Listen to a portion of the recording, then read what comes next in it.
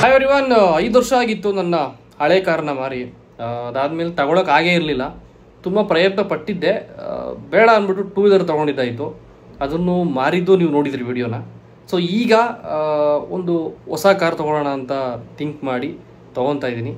ಅದು ಯಾವ ಕಾರು ಏನು ಅಂತ ಹೋಗ್ತಾ ಹೋಗ್ತಾ ನೀವೇ ನೋಡ್ತೀರಾ. ಬನ್ನಿ ಶೋರೂಮ್ಗೆ ಹೋಗಿ ಕಾರ್ನ ತೊಗೊಂಡು ಮನೆಗೆ ಬರೋಣ.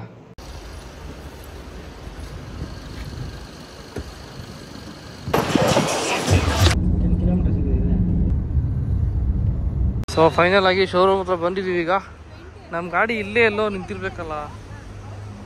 ಒಳಗಡೆ ಇರುತ್ತೆ, ಸಾರಿ ಈಚೆ ಇರಲ್ಲ ಅಲ್ಲ. ಶೋರೂಮಿಗೆ ಬಂದಿದ್ದೀವಿ. ಈಗ ಕಾಫಿ ವಾಟರ್ ಬೇಕಾ ಅಂತ ಕೇಳಿದ್ರು.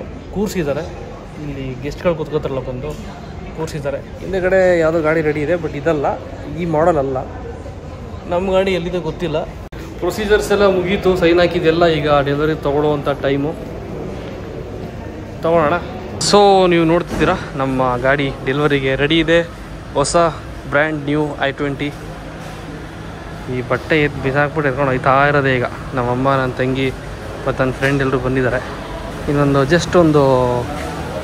10 ಮಿನಿಟ್ಸಲ್ಲಿ ಡೆಲಿವರಿ ಇದೆ. ನನಗೂ ಎಕ್ಸೈಟ್ ಆಗಿದೆ, ನೋಡೋಣ. ಹೊಸ ಗಾಡಿ ಬೇರೆ. ಹಿಂಗೆ ಇಟ್ಕೊಂಡು ಆ ಕಡೆಯಿಂದ ನೀನು ಹೇಳಿ, ಓಕೆನಾ? ಹೇಳಿ.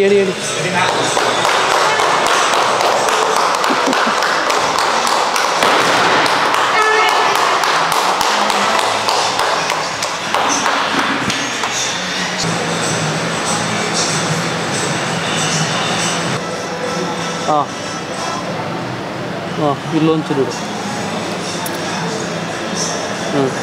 ಡೆಲಿವರಿ ಪ್ರೊಸೆಸಲ್ಲಿ ಆಯಿತು, ನೋಡಿದ್ರಿ ನೀವು. ಇಲ್ಲ, ನನ್ನ ಫ್ರೆಂಡೇ ಅರೇಂಜ್ಮೆಂಟು. ಸೇಲ್ಸ್ ಕನ್ಸಲ್ಟೆಂಟ್ ನನ್ನ ಫ್ರೆಂಡ್ ಆಗಿರೋದಕ್ಕೆ ವೆಹಿಕಲ್ ತೊಗೊಳ್ಳೋ ವಿಚಾರದಲ್ಲಿ ಏನೂ ಪ್ರಾಬ್ಲಮ್ ಆಗಲಿಲ್ಲ. ಒಂದು ಸ್ವಲ್ಪ ಲೇಟ್ ಆಯಿತು, ಬಿಕಾಸ್ ಲೋನು, ನಮ್ಮ ತಾಯಿ ಹೆಸರಲ್ಲಿ ಸಿವಿಲ್ಲು ಏನೇನೋ ಇತ್ತು, ಅದೆಲ್ಲ ಮುಗಿಸ್ಕೊಂಡು ಫೈನಲಿ ಗಾಡಿ ಮೂವ್ ಮಾಡಾಯ್ತು ನಾನು.